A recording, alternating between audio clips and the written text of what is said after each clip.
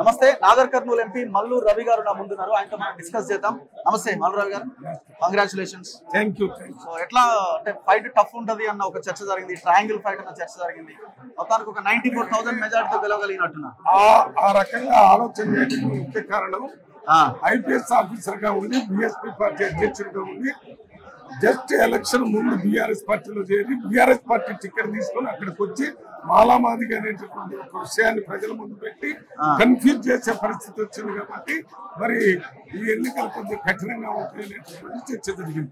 అదే రకంగా BJP party వాళ్ళకి బీఆర్ఎస్ పార్టీ నుంచి ట్రాన్స్ఫర్ చేసి వాళ్ళు గెలవకపోయినా పర్వాలేదు, బీజేపీ గెలిచి కాంగ్రెస్ పార్టీని గెలవకుండా చేయాలని ఒక కుట్రపూరితమైనటువంటి రాజకీయం బీఆర్ఎస్ పార్టీ చేయడం వల్ల కూడా నాగర్ కర్నూలు మరి ఒక కఠినమైన ఎన్నికలు అనేటువంటి చర్చ జరిగింది.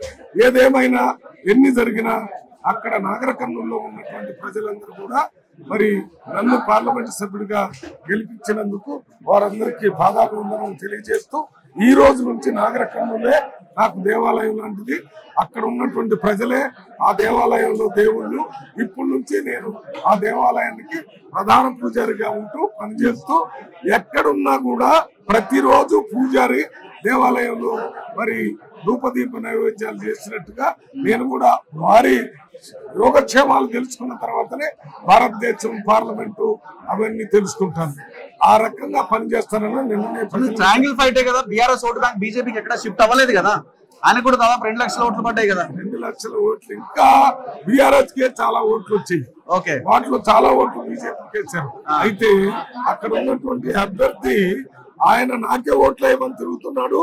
బూత్ లెవెల్లో ఉన్నటువంటి ఏజెంట్లు అంతా బయటకు వచ్చి బీజేపీకి వేయమని చెప్తున్నారు. ఓట్ల రోజు నేను అన్ని బూతుల దగ్గర తిరిగి చూశాను కదా, అక్కడ జరిగింది అదే. అందువల్ల ఇవాళ బీఆర్ఎస్ పార్టీ 50,000తోని 3వ స్థానంలో ఉంది. 50,000 తక్కువ బీజేపీ కంటే. యాక్చువల్ బీఆర్ఎస్ ఉండాల్సి ఉండేనా సెకండ్ ప్లేస్ లో? సెకండ్ ప్లేస్ లో బీఆర్ఎస్ ఇంకా ఉండేటటువంటి పరిస్థితి ఉంది. బీజేపీ ఎక్కడో పోవాల్సిన. కానీ అక్కడ పోటీ చేసిన ఆర్ఎస్ ప్రవీణ్ కుమార్ కదా, ఆయన అంత ఈజీగా బీజేపీకి ఏమని ఎందుకు చెప్తాడు? ఆయన ఇప్పుడు ఆయనకి ఇంపార్టెంట్ ఎలక్షన్ కదా. అందుకే నేను చెప్తున్నాను ఆ విషయం. బీజేపీకి ఓట్లేయమని చెప్పినటువంటి నిర్ణయం అసలు ఆర్ఎస్ ప్రవీణ్ కుమార్ కి చెప్పారని నేను అనుకోవటం లేదు, ఆయన ఒప్పుకున్నాడని నేను అనుకుంటున్నాను. ఆయన పాపం ఆ రోజు నాకే ఓట్లేయమని బూత్ లో మరి తిరుగుతున్నాడు. ఏ బూత్ లో చూసినా బీఆర్ఎస్ వాళ్ళు ఎక్కువ భాగం బయటకు వచ్చి బీజేపీ ఆ టేబుల్స్ దగ్గర కూర్చొని బీజేపీ ఓట్లేయమని చెప్తున్నారు.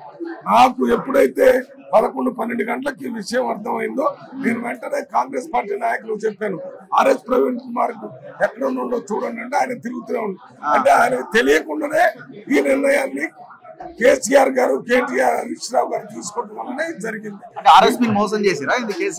మోసం చేశారు. పోటీ చేసిన అభ్యర్థులందరినీ మోసం చేసి ఆ కుటుంబం మాత్రమే ఆ నిర్ణయం తీసుకుని ఆ రకంగా చేశారు. అందువల్లనే 8 సీట్లలో బీజేపీ గెలిచిన దగ్గర 7 సీట్లలో మన బీఆర్ఎస్ పార్టీ డిపాజిట్ కోల్పోతుందా? అంటే జనాలు ఎందుకు వేస్తారు అట్లా? వాళ్ళు చెప్పగానే జనాలు పోయి బీజేపీకి వేసేస్తారా? పూర్తిగా వేచేయలేదు. డిపాజిట్ కోల్పోయినా కొన్ని ఓట్లు వచ్చినాయి.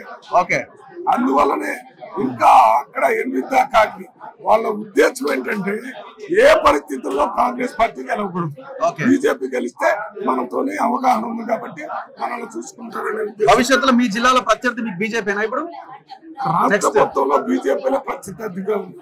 మా జిల్లాలో ఏంటి అన్ని చోట్ల అదే కనపడుతుంది కదా. ఇప్పుడు వాళ్ళ సంగతి చూడాల్సిన బాధ్యత మా మీద ఉంది. Thank you very much Mallu Rao గారు. Thank you.